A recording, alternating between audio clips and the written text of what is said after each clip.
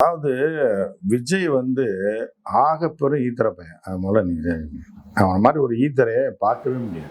இவ்வளவு பேர் உயிரை கொடுக்க தயாரா இருக்கீங்க. அதுதான். அதாவது ஹியூமன் கேட்டல்ஸ்ல வந்து எப்படி அப்படின்னா, இப்ப இல்ல.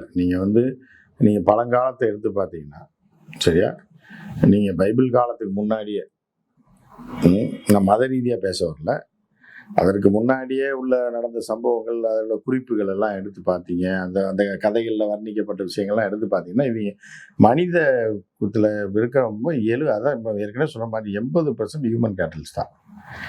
அவங்க வந்து புல்லை கொடுத்து மாடை எப்படி இழுத்துட்டு போகிறோமோ, ஆடை எப்படி இழுத்துட்டு போகிறோமோ அந்த பக்கமாக போயிடுவாங்க.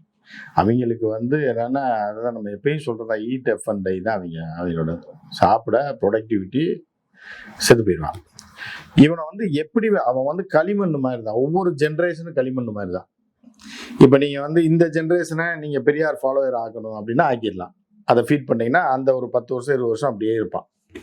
அதுக்கு அடுத்த ஜென்ரேஷன் வரும்போது என்ன ஆகும் அப்படின்னு பார்த்தீங்கன்னா, அவன் வந்து விஜய் ஃபாலோவராக மாறினான்னா அப்படி போயிடுவான்.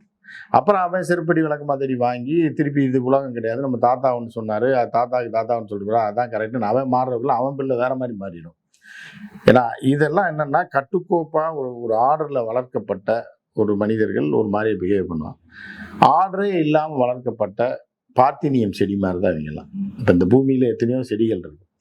அதில் பார்த்தினியம் செடி பார்த்தீங்கன்னா, அது தண்ணி ஊற்றோன்னா எதுவும் ஊற்றணும், அது பாட்டுக்கு காட்டுத்தனமாக வளர்ந்துடும்.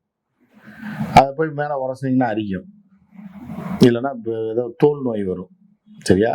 அந்த மாதிரி இதெல்லாம் பார்த்தினியம் செடி தான் இதெல்லாம். சரியா? இதை வந்து என்ன பண்றது அப்படின்னா, இப்போ